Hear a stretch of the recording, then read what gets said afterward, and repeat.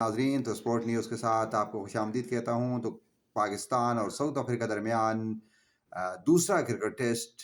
20 تاریخ سے شروع ہو رہا ہے، اور ایک مرتبہ پھر پاکستان کے لیے یہ ٹیسٹ زیادہ اہمیت اختیار کر گیا ہے کہ کیونکہ ایک طویل عرصے سے پاکستان نے ساؤتھ افریقہ کے خلاف کوئی سیریز جیتی نہیں ہے، خاص کر پاکستان میں بھی پاکستان کی پرفارمنس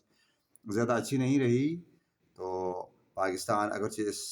چیز سے اس مرتبہ بچ چکا ہے کہ پاکستان یہ سیریز کم سے کم ہار تو نہیں سکتا، اگر میچ ہارتا ہے تو سیریز برابر کر سکتا ہے۔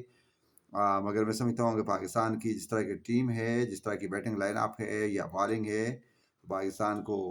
یہ دوسرا ٹیسٹ بھی جیتنا چاہیے، کیونکہ اپنا ہوم گراؤنڈ ہے اور پاکستان کو اس کی فوقیت بھی حاصل ہے۔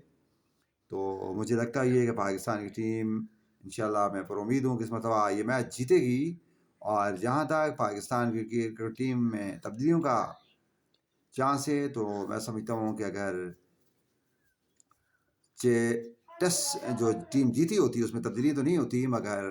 یہاں پر کیونکہ دوسرا ٹیسٹ ہے اور کچھ نئے کھلاڑیوں کو چیک کرنا ہوتا ہے، تو میں سمجھتا ہوں اگر عبداللہ شفیق کو ڈراپ کر کے ان کی جگہ کسی اور کو چانس دیا جائے، اور اسی طرح حسن علی کو بھی میں سمجھتا ہوں ڈراپ کرنا چاہیے۔ پاکستان کو یہ دو تبدیلی کرنی چاہیے۔ حسن علی کی جگہ اگر نسیم شاہ پاکستان ٹیم میں آتے تو بہت بہتر ہوتا، مگر ظاہر بات ہے کہ جو سلیکشن کی گئی اس کے مطابق کی ٹیم ہوگی، مگر میں سمجھتا ہوں کہ حسن علی کی تبدیلی ناگزیر ہے۔ اور اسی طرح عبداللہ شفیق کافی عرصے سے زیادہ اچھی فارم دکھا نہیں رہے، اور میں سمجھتا ہوں کہ ان کو بھی ڈراپ کر کے کسی اور کو چانس دینا چاہیے۔ خیر یہ تو کل ہی پتہ چلے گا جب میچ شروع ہوگا، مگر پاکستان کی ٹیم یقیناً 2 آف اسپنر کھلا سکتی ہے، اور پاکستان کے پاس آپشن مزید تیسرے آف اسپنر کا بھی موجود ہے۔ تو دیکھتے ہیں کہ پاکستان کل کے لیے کیا حکمت عملی اختیار کرتا ہے۔ مگر پاکستان کو میں سمجھتا ہوں کہ اگر ٹاس جیت کر جی چاہتا ہے تو پاکستان کو پہلے بیٹنگ کرنی چاہیے، اور پاکستان اگر 400 450 رنز پہلی اننگز میں کر لیتا ہے تو یقیناً جس طرح کہ پہلے میچ میں مشکلات پڑی، افریقہ کے لیے مشکلات ہو سکتی ہے کیونکہ اسپن ٹریک کو کھیلنا تھوڑا مشکل ہوتا ہے، مگر یہ تو آنے والا وقت بتائے گا۔ مگر پاکستان کی ٹیم کو میں سمجھتا ہوں کہ یہ سیریز جیتنے کے باوجود بھی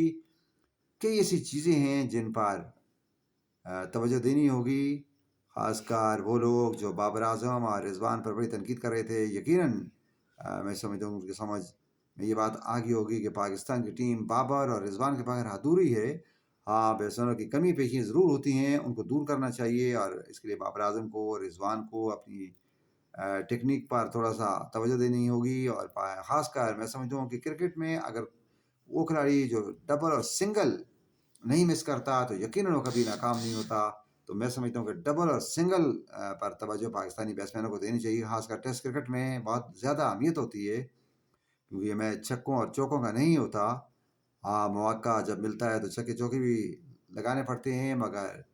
میں سمجھتا ہوں کہ اگر اوور میں 4 5 6 رنس اگر آ رہے ہیں ڈبل سنگل کر کے تو پھر میرے خیال میں غلط اسٹروک کھیلنے کی ضرورت نہیں ہے۔ اور پچھلے میچ میں پاکستان کی سیکنڈ اننگ میں سمجھتا ہوں کہ تمام ہی بیٹسمین اگر دیکھا جائے تو غلطی پر غلطی کرتے رہے، اور یہ سمجھتا ہوں کہ اس میں بالر کا قصور کم تھا، خود وکٹیں دے کے آئے، تو کم سے کم جو پچھلے ٹیسٹ والی کارکردگی ہے پاکستان کو سیکنڈ اننگ والی وہ نہیں دہرانی چاہیے۔ میچ تو پاکستانی بالنگ نے جتوا دیا تھا، مگر پاکستان کو ان غلطیوں پر یقیناً اس مرتبہ ان غلطیوں کو چھوڑنا ہوگا، اور اپنی